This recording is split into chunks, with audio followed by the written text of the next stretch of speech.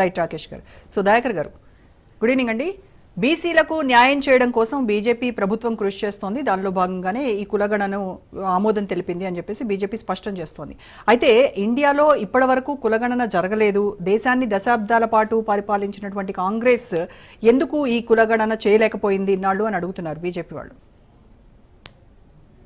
Good morning అమ్మా రోజు గారు, మిగతా పెద్దలందరూ కూడా, ఎవరు మా సీతారాం నాయక్ గారు, ఇంకెవరు ఉన్నారు పెద్దలు, మా రాకేష్ గారు, మీకు అందరికి కూడా నమస్కారం.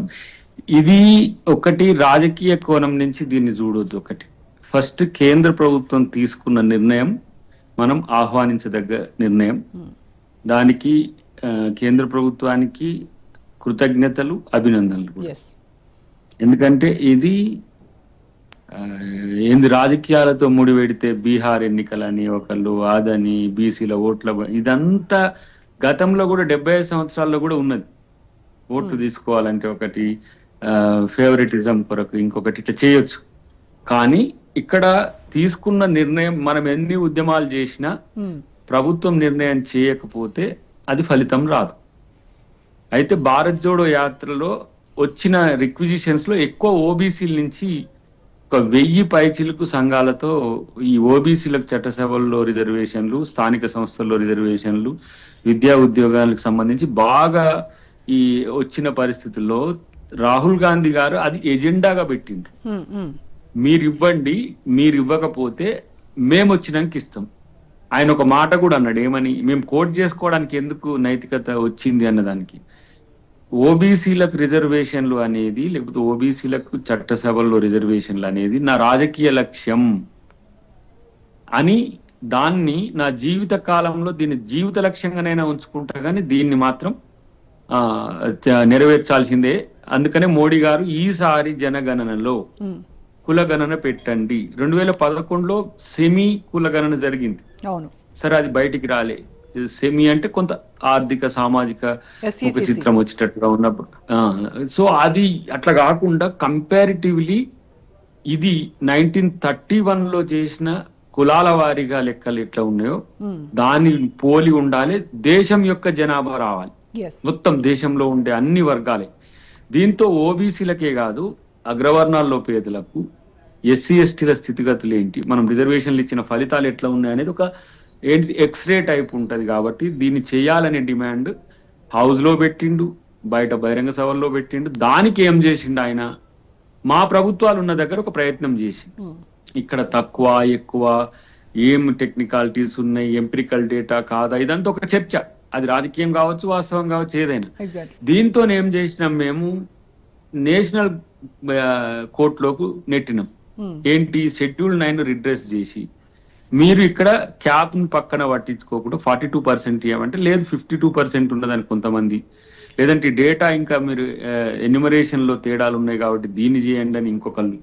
ఇట్లా రకరకాల డిమాండ్లు వచ్చినా మనం ఏం చేసినాం, 60% ఉన్న మా హామీ ఏంటంటే 42% రిజర్వేషన్ ఇవ్వాలనేది మా ఎన్నికల ఎజెండా ఉన్నది. కాబట్టి మేము ఇప్పుడు 70 వచ్చినది కాబట్టి 55 ఇవ్వమని చెప్పి అంటానికి లేదు. ఎందుకంటే మేము మేనిఫెస్టోలు ఇచ్చింది 42%.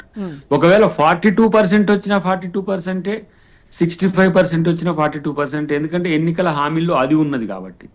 సరే, అదేం చేసినాం మేము, మా రాహుల్ గాంధీ గారి నిర్దేశకత్వంలోనే దాన్ని సెంట్రల్ కోర్టులకు నెట్టినాం. దాన్ని వాళ్ళు పాజిటివ్ గా రాజకీయాల కొరకు వీళ్ళు ఇట్లా చేస్తున్నారని తీసుకున్నా, లేకపోతే బీహార్ మోడల్లో ఒకటి జరిగింది, బీహార్ లో అట్లా జరిగింది కాబట్టి వాళ్ళకు కూడా బెనిఫిట్ అవుతుందని తీసుకున్నా. ఇవి 2 స్టేట్లే. ఎందుకంటే ఒక స్టేటస్ మనం తీసుకోవాలనుకున్నప్పుడు మహిళా బిల్లు ఉంది, మహిళా బిల్లు చేసి పెట్టినాం. మళ్ళీ ఇప్పుడు ఏంటి, 2025 సెన్సెస్ ప్రకారం మహిళా బిల్లుల్లో మనం 33% మహిళలకు రిజర్వేషన్ ఇవ్వాల్సింది, అది మ్యాండేటరీ. ఇప్పుడు ఒకవేళ జనాభా గణన చెయ్యకపోతే, అంటే కుల గణన చెయ్యకపోతే బీసీలకు రిజర్వేషన్లు అనేవి సాధ్యం కావు. ఇక్కడ తెలంగాణలో చేసినాం కాబట్టి సాధ్యమైనవి. గతంలో తమిళనాడులో జనగణన చేసుకున్నారు కాబట్టి వాళ్ళు కొట్లాడి 63% వరకు పెంచుకున్నారు. అట్లనే ఇది ఇక్కడ ఈ చేసిన ఈ సంఘటన ఒక మంచి మార్పుకు వచ్చింది. అది మేమేమంటే మా ప్రెషర్ ఉంది, మా ప్రభుత్వం తీసుకుంది, మా రేవంత్ రెడ్డి గారు.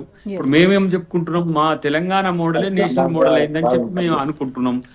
మీ క్రెడెన్షియల్స్ ఉంటే మీరు చెప్పుకోండి, కానీ ఓబీసీలకు మాత్రం చరిత్ర నుంచి, ఎందుకంటే చాలా సార్లు నేను చెప్పి నా నోరు అడిగిపోయింది.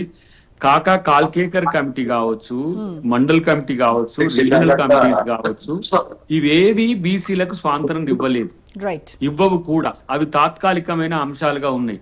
దీనిలకు గతంలో మన మిత్రులే ముస్లింలకు ఉన్నారు కాబట్టి మేము ఒప్పుకోమని ఒక ఆయన, లేకపోతే బీసీలకు అనేది కులాల వారిగా దేశాన్ని ఇట్లా విభజన చేస్తాను ఒక ఆయన, ఇట్లా ఎన్నో రకాలు అన్నారు. కానీ ఇది సామాజిక కోణం నుంచి మాత్రమే చూడాలి. దీంట్లో రాజకీయ కోణం కంటే ఎట్లా చేస్తే మంచిదనే సూచనలు ఇవ్వాలి తప్పితే ఇట్లెట్లా చేస్తారు అట్లెట్లా చేస్తారు అంటే మళ్ళీ బీసీలకు ఒకసారి మనం ద్రోహం చేసినట్టు అవుతుంది. ఆ పనికి ఎవరు పూరుకున్నా బీసీలు ఈరోజు సహించే పరిస్థితులు లేరు. ఎందుకంటే అన్ని రంగాల్లో అభివృద్ధి చెందడంతో పాటు, సామాజికంగా ఆర్థికంగా అభివృద్ధి చెందడంతో పాటు రాజకీయంగా అణిచివేయబడుతున్న వర్గంగా ఇవాళ దేశంలో 75 to 80 crores పైచిల్కు జనాభా ఉండి పొలిటికల్ రిప్రజెంటేషన్ లేక ఉన్న అన్రెస్ట్ ను ఇప్పుడు మోదీ గారి ప్రభుత్వం అందరి సహకారంతో ఇప్పుడు దాన్ని చేయాల్సిన బాధ్యత ఉంది. ఒక స్టిపులేటెడ్ టైంలో చేయాలనేది మా యొక్క డిమాండ్ గా ఉంటుంది. డెఫినెట్ గా కాంగ్రెస్ పార్టీ సహకరిస్తుంది. ఇది ఒక చారిత్రాత్మక